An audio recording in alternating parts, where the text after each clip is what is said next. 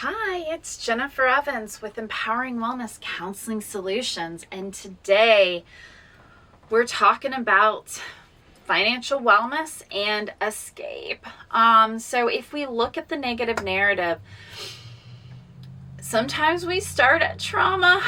We start at our value, this implicit value of ourselves, this capacity to do things, this motivation to really heal ourselves and to do what is well, and to feed ourselves. And then that gives us distressing thoughts, feelings, and emotions. It leads us to avoidance, or escapism is another over 50 clinical terms for avoidance.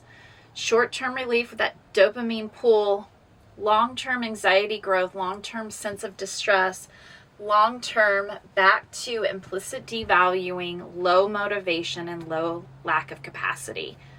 More distressing thoughts and feelings. And so we look at this escape into cost because we have no value. So we are escaping into cost because we have no value. And that is ridden with financial symbolism.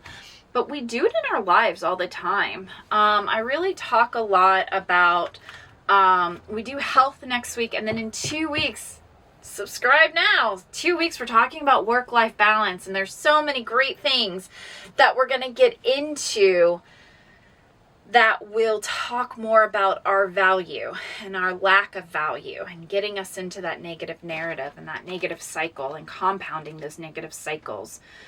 Because when we're in a toxic work environment or a toxic relationship and there's any kind of interdependence there, like work, we should be working to live, not live to work. But either way, there's a dependence there. The money that we make to live, or the value that and the sense of self that we get as a result of the title and the work that we do, there's a dependence there. We need something from it in order to find the value within ourselves. And when that happens, entanglement happens, the negative narrative starts creeping in, and it really distorts the dynamic that we have with that role. And so we find in a lot of ways that we have this cost, whether we are compulsively spending money, compulsively spending time, or compulsively spending our own value. We are creating cost because of the value that we don't have. So go back to this week. These are bonus footage, things that are not addressed in the book, in our workbook, but are so important to think about. But go back and look at our values from a couple weeks ago. And then this week we have the financial values. Take a look at that and see, are we losing our values because of our costs? And so that means, are there circumstances in our life that we are avoiding through emotional spending? And we also have a video on emotional spending and emotional triggers in our spending and saving. This is really talking to you for those who have compulsive spending tendencies. What we find is spending is really connected to our sense of self and our self-worth. And so when we are linked to those external validators, remember that's a black hole. Because once you get 1 like, then you want 2 likes. And when you get 2 likes, you want 4 likes. When 4 likes come around, where's the 10? And when 10 come around, I could get 100. And when 100 comes around, well, where's 1,000? Well, now that I'm 1,000, am I an influencer? Can I be an influencer? How am I going to get influencing? It snowballs very, very quickly. And we are lost in needing more from others and less dependent on ourselves. And so think about your relationship to your spending, and what the cost is to your spending. How is that taking away from the other things in your life? Is that a cup that is running over? Is that a cup that needs to be full but always feels diluted? What is the cost of your spending, and how does it relate to your own sense of self and your own value? And when you can establish what your value is and look at what internally fills your cups and how to find your own value, then you find that you can break this chain of dependence on the costs that we put out there, the things that we do that lessen our value, and we're not returning or reaping any investment or benefit from it. So that's a lot to think about. We have a lot of really good videos this week to really be able to munch on that more. But I encourage you to think about, what are we doing to escape into the costs of our lives because we have no value for our lives?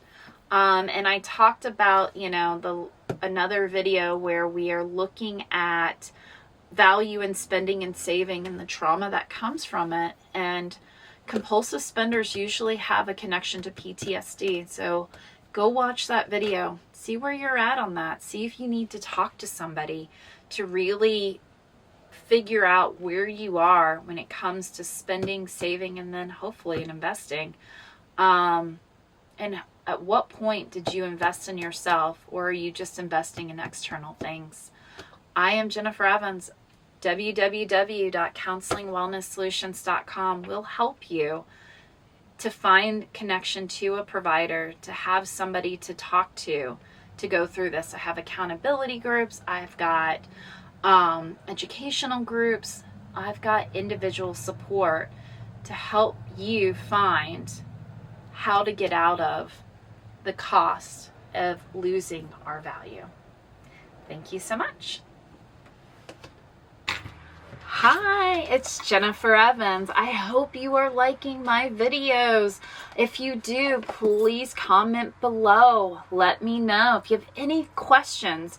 If there's topics that you're just dying to know about, and why do I do this and why do they do that, I would love to answer them. I do come from a cognitive behavioral background, but as we see in some of my videos, I love object relations. I love attachment theory. I love Erickson and his psychosocial developmental theories. So I do pull from a lot of different places in order to kind of build out that our thoughts, our feelings, our behaviors, something triggers it, and there's always a consequence after it. And that is the beauty of life, and why we have a lot more control over our thoughts, feelings, and behaviors than we give ourselves credit for. This is a huge passion of mine, a calling, if you will. And I am here to support you. I've written 2 books, and I've got, the goal is 3 a year. So I've got several that are coming out in different, on different topics. But what we have right now, and you can go click on the Amazon link in the video descriptions below, but we have Saying Goodbye to Bad Brain. This is going to go and teach you everything you need to know about your negative narrative. So if you feel like life is hard and it just feels like you don't understand people, or you don't understand why somebody you love keeps making the dumbest mistakes and decisions, what is their problem? They have bad brain. Go read about it. Find some empathy. Find some grace, because that is just them recapitulating their past. And we do it for ourselves, and other people do it to us. And so when we know what they're doing, it makes it feel a lot less annoying and a lot more like we have agency over those experiences. So Saying Goodbye to Bad Brain. I also just released, and I'm very excited, is Key Steps to Living a Happier and Healthier Life. This is a workbook that is going to help you define what your values are, what success is for you, and what your vision of success, and it is going to go through everything that stresses us out and makes us live in suffering and despair, allow that bad brain to get involved.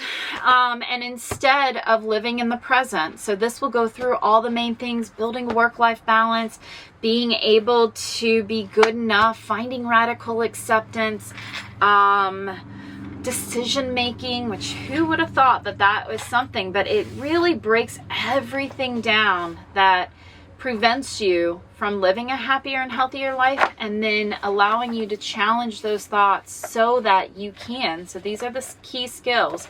So in my practice, I take the ABC model from Albert Ellis, through CBT. And I kind of open it up to this kind of overarching trajectory. And so we have awareness, acceptance, action. So the 3 A's of my treatment support with others, whether that's coaching or in therapy, through my books, and I have success groups as well. So I've got a lot of supports, and I use the same model. And that is, we need to build awareness about kind of why we do the things we do. We accept it. We don't agree, but we accept, okay, this is kind of my trajectory. I can see how it all comes together. I see trending patterns. I see how I act the same way. Actually, I get frustrated, but yet I'm acting the same exact ways because it is predictable, because that's my brain. It's bad brain working. It's a really good book. And so then we have action. And so I teach you lots and lots of ways to understand what the brain is doing and how to counter, how to challenge, counter, and do opposite actions.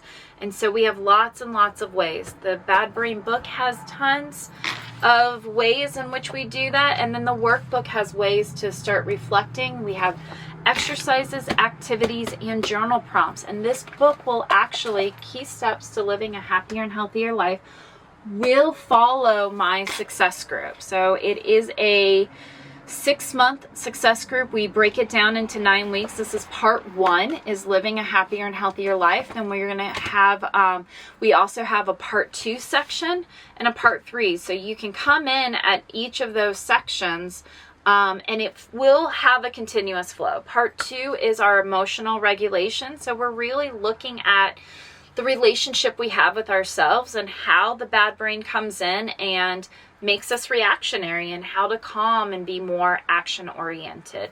Part 3 is interpersonal skills. How do you relate with others? How do you make yourself available? The key to life is you can't control the outcomes. You got to put all those processes out there. How do you put yourself out in that process to help others and to let others help you? That is section 3.